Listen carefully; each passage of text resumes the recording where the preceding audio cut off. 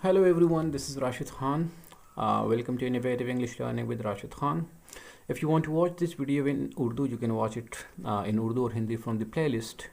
Today we are going to talk about another very important modal auxiliary, that is the uses of have to or has to. So they are very much important and we can use them in different ways for different purpose. Let's discuss what are the different uses and different structures of have to and has to.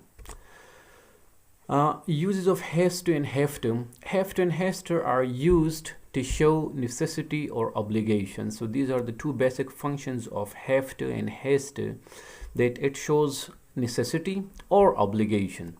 Like for example, if something is necessary, we are supposed to do something, it is required, so we use have to or has to. Or if it is our obligation, it may be a moral duty, it may be some kind of responsibility, so we can also use have to or has to. The structure is very simple. We have the subject, then have to or has to, then first form of the verb, and then the object. Now, there are two types of subject. If the subject is plural, I, you, we, they, plural noun like teachers, students, etc., then they are followed by have to. But if the subject is he, she, it, or a singular noun like Ali or Ahmad, etc., then they are followed by has to.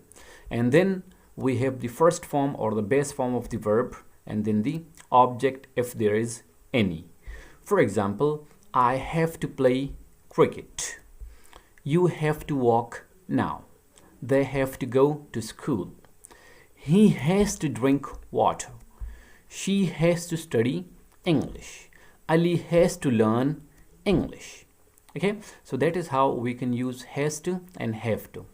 Now, note, must can also be used for necessity, but with must the speaker is expressing personal feelings, while in have or has to the speaker is not expressing feelings. Remember that for the same purpose, for the same function, we can also use must, but the difference between have to and has to and must is that in must we have certain feelings. The feelings may be some kind of emphasis, some kind of love or hate or something like that, or anger, etc. But when we talk about has to and have to, we do not have any feeling, etc. We only express facts. So that is the basic difference between must and have to or has to. Now, how to make negative with have to and has to? Remember, there is a slight difference. We have the subject, then do not or does not. Depends on the singularity and plurality of the subject. Then have to with all the subjects, because we use has to with singular subjects, but once we introduce does not, then no need of repeating has to. So we use have to with all the subjects in negative structure, and then the first form, and then the object. So the structure is, if the subject is I, you, we, they, or plural noun, they are followed by do not or don't. And if the subject is he, she, it, or a singular noun, they are followed by does not. And then all of them are followed by have to and first form and object. For example, I do not have to play cricket. We do not have to miss the train. She does not have to lie to me. Now here it is she, so that is why it's followed by does not. But the modal auxiliary have to is similar with all the subjects. Okay. Now, WH questions, how to make WH questions with have to and has to. So first we bring WH words. Now, if you remember, what are WH questions? WH questions are those questions which begin with WH words like what, where, when, how, why, etc. Okay, so first we bring the WH word. Then we have do or does according to the singularity and plurality of the subject, and then the subject. So if the subject is singular, we bring does, and if the subject is plural, we bring do. Then followed by have to, then the first form, and then the object, and finally we have question mark. For example, what do you have to do now? When do we have to go? Why does he have to quit education? Where do I have to come? Okay, so what is the WH word? Do is the helping verb, you is the subject, have to is the modal auxiliary, and do is the first form, and now is the adverb here, and question mark finally. Okay, so that is how we make WH questions with have to and has to. Next, had to is the past form of have and has to. Remember, we can also use have to or has to in the past, but in past they are replaced with had to. So it is the past form and it shows past necessity or past obligation, something that was necessary in the past. Okay, so the structure is very simple: subject, any subject, singular, plural, both, followed by had to, first form, and then the object. For example, he had to quit education because he could not afford it.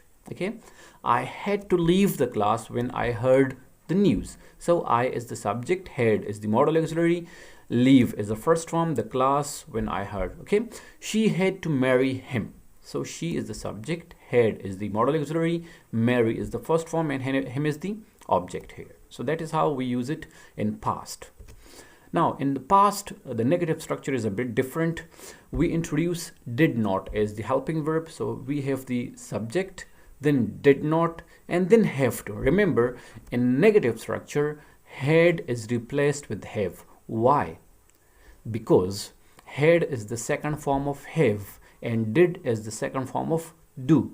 So in English, we cannot repeat second form twice in a sentence. Okay, we cannot use second form twice in a sentence. So here, once we used did, we cannot say did had. Okay, so once second form is used, so the next verb is changed into first form. So that is how had to becomes have to. Okay, the structure is like, for example, he did not have to miss the class. We cannot say he did not had to miss the class, because then we will have two second forms and we cannot use two second forms in a sentence. Okay, we did not have to hurt anyone.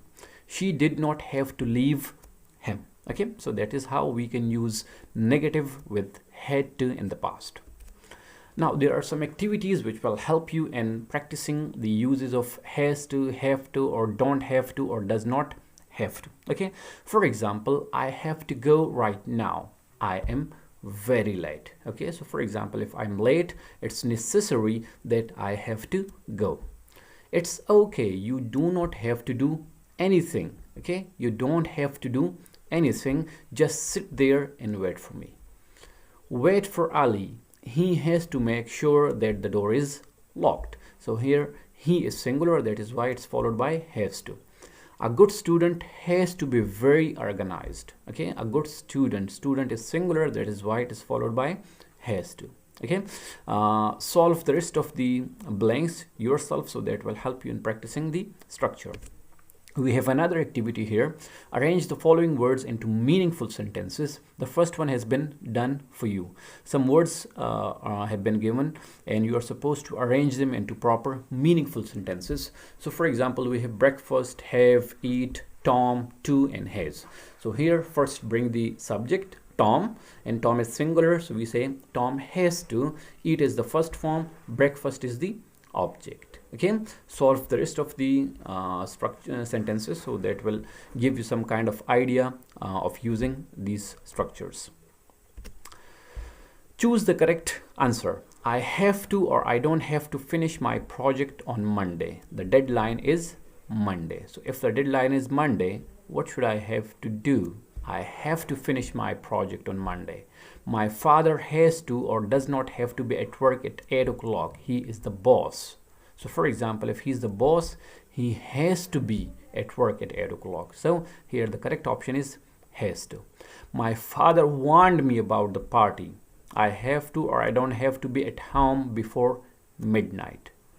Okay, I have to be at home before midnight. Okay, find the correct options in the rest of the sentences. That will help you, or that will give you some kind of idea in understanding these structures. Okay, thank you for watching Innovative English Learning. Hope you would have learned many things about the uses of have to and has to in this video. For more such videos, keep watching Innovative English Learning. Take care of yourself.